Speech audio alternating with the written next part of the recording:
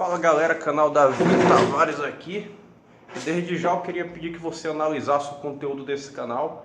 Se você se identificar com esse conteúdo, se inscreva no canal e ative o sininho para que constantemente, semanalmente, você receba as notificações sobre os novos conteúdos desse canal.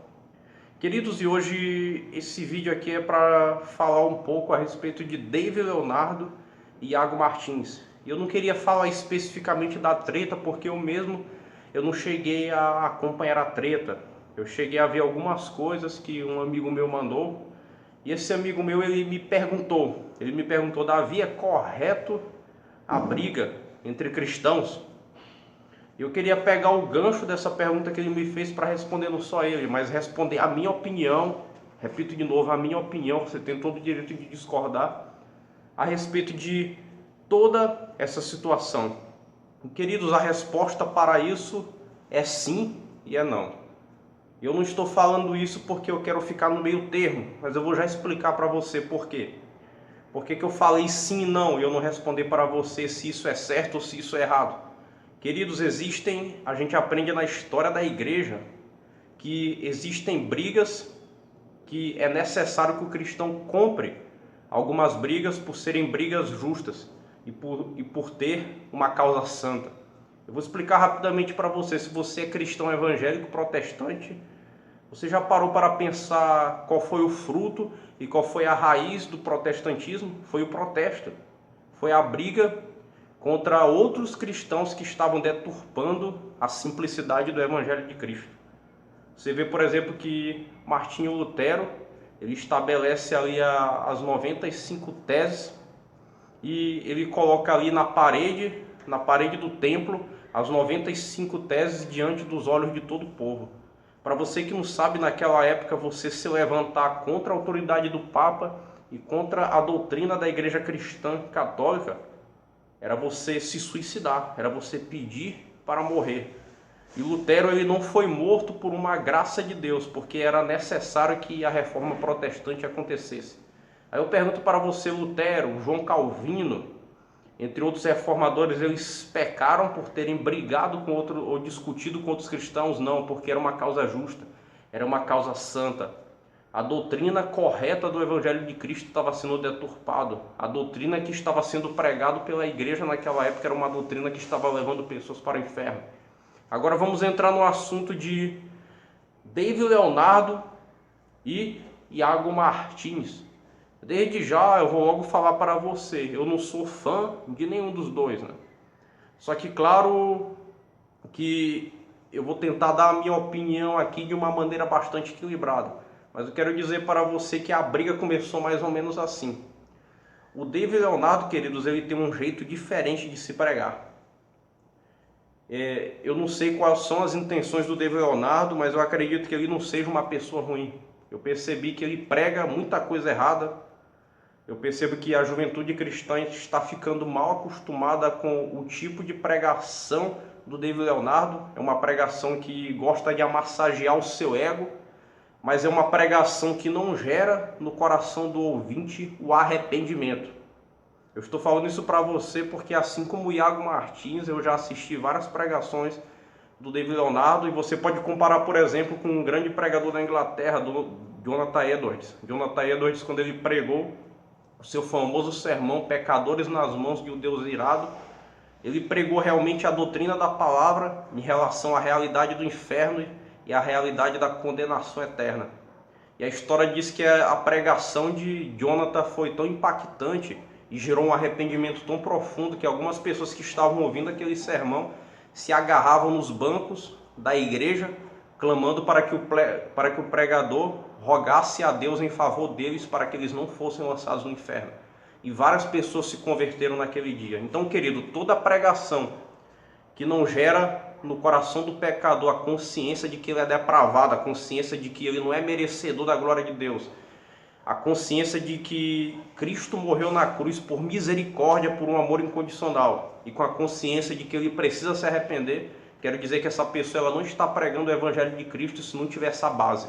Essa é a base de toda a pregação do Evangelho. Você pode pregar para jovem, você pode pregar para casal. A pregação ela tem que ter como base isso. Ela tem que ter como base a consciência de que Deus julga. de que Deus ele vai destruir os ímpios no final, no dia do julgamento. E o que eu percebo é que o Iago Martins ele começou a cobrar o David Leonardo a respeito disso. O David Leonardo, os vídeos dele tem milhões de visualizações.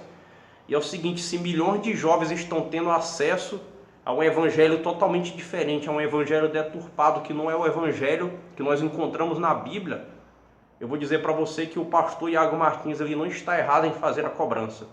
Mas claro, queridos, eu queria também falar um pouco do Iago Martins. Eu percebo que ele agiu certo, cobrando uma certa postura do David Leonardo. Muita gente achou ele arrogante, mas eu acredito até que ele foi educado. Ele deu alguns conselhos para o David Leonardo, ele chegou a conversar com o David Leonardo pessoalmente. Mas o que eu percebo no Iago Martins é um certo tipo de arrogância.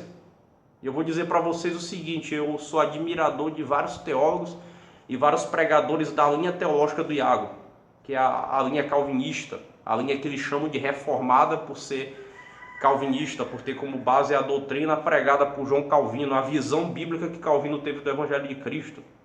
E você percebe que o Iago ele não faz live com nenhum teólogo que discorde da TULIP, os 5 pontos principais do calvinismo. E você percebe que ele fala a respeito dos que têm uma doutrina diferente, com certo deboche, com uma certa zombaria. Então, o que eu percebo no Iago Martins assim também é uma falta de simplicidade. Você vê, por exemplo, que C.S. Lewis, John Wesley e vários grandes teólogos da história que fizeram muito pelo reino de Deus, eles não eram de linha calvinista, mas eram homens sábios, são homens que geraram muito fruto para o reino de Deus. Então eu percebo no Iago Martins uma certa idolatria pelos pregadores calvinistas, ou seja, se alguém estiver fora desse limbo teológico que ele crê, não presta, não serve. Então realmente o que me deixa triste em relação ao Iago Martins é isso. Tem um lado do David Leonardo, eu acredito que alguém que é mais velho precisa chegar no David Leonardo e dar um conselho para ele. David, você precisa pregar o arrependimento, você precisa pregar o lado da justiça e do juízo de Deus. O que eu percebo é o seguinte, querido, a pessoa que ela tem uma vida totalmente depravada e ela vai ouvir a pregação do David Leonardo, ela não vai sair do culto depois de ouvir a pregação do David Leonardo com desejo de abandonar o pecado, com a sensibilidade de reconhecer que ele é um pecador, que ele precisa urgente de mudança, que ele precisa parar de adulterar, que ele precisa parar de mentir, que ele precisa parar de pedir emprestado sem devolver o dinheiro. Você vê, por exemplo, o caso de Zaqueu. O arrependimento na vida de Zaqueu foi tão profundo que ele decidiu devolver o dinheiro para todos aqueles que ele devia, e muitas vezes mais até, e prometeu para Cristo que ele dividiria todos os seus bens com os pobres.